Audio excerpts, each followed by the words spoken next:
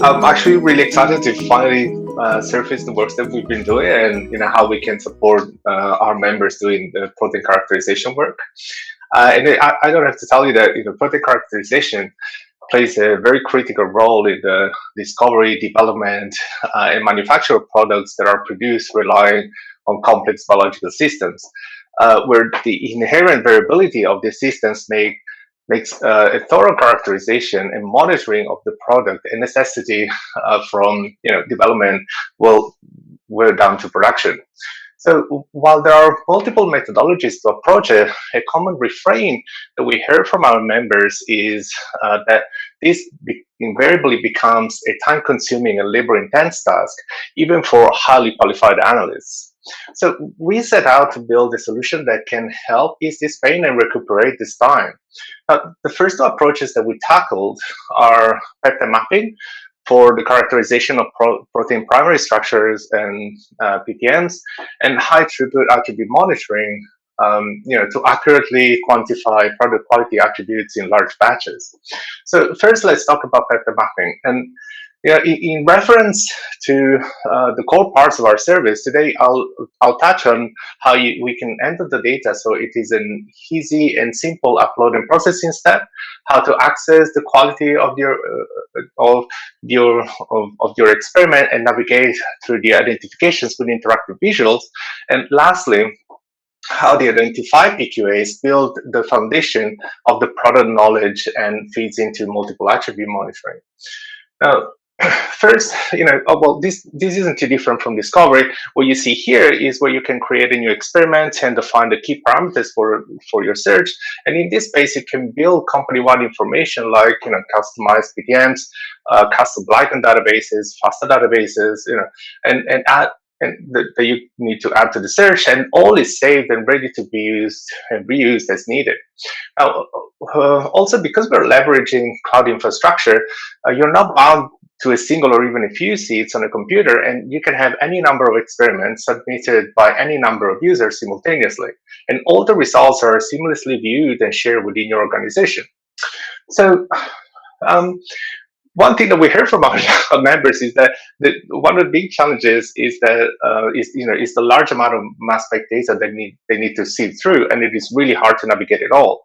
So we made the inspection of the data more visual to aid the analysts navigate the results. And what you can see here is a representation of the protein sequence and the resulting coverage. And of course, this is usual. It can give you a summary of your experiment results and all the identifications, and all the modifications that you have identified. But we made this visualization interactive so that you can hone in specific regions of the protein by selecting a peptide or a region, or indeed a specific modification to be sent directly to the relevant evidence underlying the identification so that you can review it. So what you can see here is a simple example of this reviewing window for a fragmentation spectrum, where on the left, there is a list of all the identified peptides and PTMs in the protein region of interest. In the center, there is displayed the best identification for the sequence and modification combination. And on the right-hand side, there is a list of all the PSMs that yield the same identification. We made it a little easier to compare fragmentation patterns of sequences carrying a modification by automatically fetching the fragmentation spectrum of the unmodified species, so that you can easily spot expected or indeed unexpected patterns in the data. But of course, MS2 spectra is only one part of the story. And so we also provide other visualization to gauge the validity of the identification and the quality of the MS1 feature.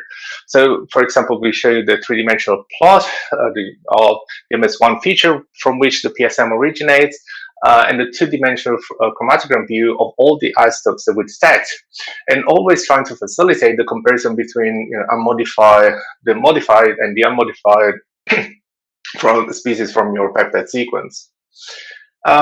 So in here, I'm simply showing an identification of glycosylated peptide just to make a little bit of a point, and that at least in ideal conditions, such as the one shows here, we can highlight the presence of oxonium ion or peptide backbone fragmentations, and fragmentations within the glycosylation. Again, what we heard from our members is that screening PTMs identification is really only one part of their task, and that compiling the data for to quantify the relevant peptides and communicate the results, it's a laborious, time-consuming, and often tedious work. So we have built the service to allow you to immediately move from identification, screening to the quantifying the peptides and PTM without wasting time collecting the data. And we immediately provide relevant visualizations, and the resulting analysis can then be easily shared with your collaborators or clients directly in the app. Now, by doing this, you will also be building within the app the knowledge about your product and of the important PQAs that should be monitored in later stages of the development process. And this knowledge is then also automatically transferred to our other high-throughput monitoring service. So this concludes the brief section about the peptide mapping service, which in summary, it allows you to analyze experiments seamlessly and at scale, and to scale with ease thanks to the cloud infrastructure. We built interactive visualization to help you navigate and assess the evidence in your experiment, and it will allow you to build organization-wide knowledge that can then be easily accessed, shared, and ported into high-throughput Ph.D. monitoring. To get started with processing, analyzing, and sharing your mass spectrometry experiments, get your free Mass Dynamics membership at app.massdynamics.com, and stay tuned for more videos to help you maximize Mass Dynamics.